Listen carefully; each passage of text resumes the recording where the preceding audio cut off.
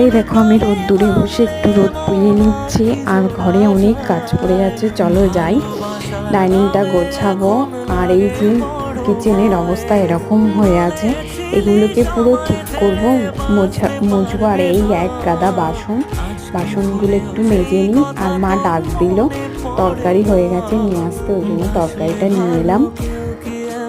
আমার শাশুড়ি না খুব সুন্দর রান্না করে, আর তরকারিটা দেখো খুব দারুণ দেখতে হয়েছে। আর এটা হচ্ছে বিটরুটের ছিবড়া, আমি এগুলো গায়ে মাখি সকালবেলা, ওই জুস খাই যেহেতু ওই জন্য।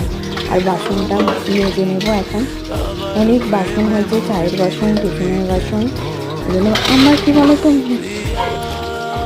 আমরা মেয়েরা কী বলতো, সারাদিন কাজ করার পরেও কোনো মূল্য নেই, তবুও বাড়িতে এসে কী করেছো, কী কাজ ছিল তোমার, এরকমই শুনতে হয় প্রত্যেকটা মেয়েকে।